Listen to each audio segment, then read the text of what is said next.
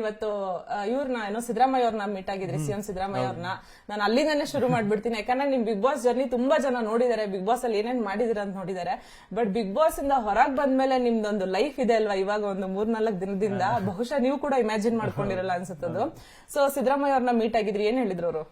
ಅದೇ ಮೇಡಮ್, ಯಾವರು ಅಪ್ಪ ಅಮ್ಮ ಎಲ್ಲ ಏನ್ ಮಾಡ್ತಾರೆ, ಏನು ನೀನು ಈ ಸೀಸನ್ ಸಖತ್ತು ಪಾಪ್ಯುಲಾರಿಟಿ ಬಂದ್ಬಿಟ್ಟಿದ್ಯೆ, ಎಷ್ಟು ಆಮೇಲೆ ವೋಟಿಂಗ್ ಕೇಳ್ಬಿಟ್ಟು ಅಷ್ಟು ಹೊತ್ತು ಓಟು ಅಂತೆಲ್ಲ ಇದ್ ಮಾಡ್ತೀವಿ, ಒಳ್ಳೇದಾಗ್ಲಿ ಕಣಪ್ಪ, ಹಿಂಗೆ ಬೆಳಿ ಅಂತೆಲ್ಲ ಹೇಳಿ ಆಶೀರ್ವಾದ ಮಾಡ್ತಾರೆ.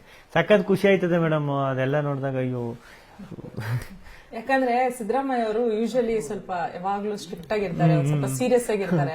ಅವರು ಬಿಗ್ ಬಾಸ್ ಕಂಟೆಸ್ಟೆಂಟ್ ನ ಗುರುತಿಸಿ ಮಾತಾಡ್ಸೋದಿದೆ ಅಲ್ಲ, ಅದ್ರಲ್ಲೂ ಗೆದ್ದು ಬಂದಿರೋರ್ನ, ಅದು ಎಲ್ರಿಗೂ ಒಂಥರ ಆಶ್ಚರ್ಯ. ಅವರೇನೆ ಅಂದ್ರೆ ಫುಲ್ ಶಾಕ್ ಆಗ್ಬಿಟ್ರು, ಅಷ್ಟೊಂದು ಓಡ್ ಬಂದಿದ್ಯಾ ಅಂತ. ನಾನು ನೋಡ್ತಾ ಇದ್ದೆ ವಿಡಿಯೋನ, ಅವರ ರಿಯಾಕ್ಷನ್ ನೋಡಿ ಏನ್ ಅನ್ಸ್ತು ನಿಮ್ಗೆ ಅಂತ. ನಿಮ್ಗೆ ಅದನ್ನ ನನಗೆ ಸಖತ್ ಭಯ ಆಗಿದ್ದು. ಫಸ್ಟ್ ಹಾಕಿಲ್ಲ ಅನ್ಸುತ್ತೆ, ನಾನು ಅಲ್ಲಿ ನಿಂತಿದ್ದೆ, ಇಲ್ಲಿ ನಡ್ಕೋಬೋದಿದ್ರು, ಹಿಂಗ್ ನೋಡಿದ್ರು, ನಾನು ಹೋಟೆಲ್ಗೆ ಅಲ್ಲೇ ಭಯ ಸ್ಟಾರ್ಟ್ ಆಗ್ಬಿಡ್ತು, ಯಾಕಪ್ಪ ಹಿಂಗ್ ನೋಡ್ತಾ ಇದ್ರು ಅಂತ.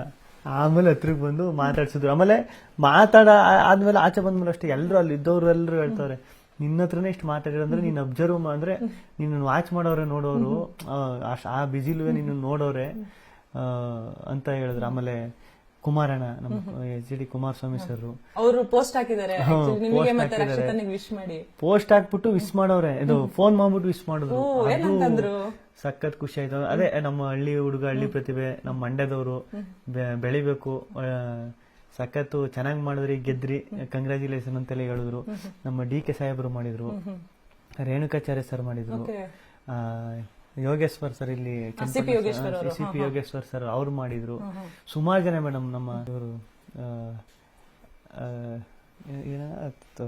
ಎಲ್ಲ ಪೊಲಿಟಿಷಿಯನ್ಸ್ ಒಟ್ಟು ಕಾಲ್ ಎಲ್ಲಾರು ಮಾಡಿದ್ರು.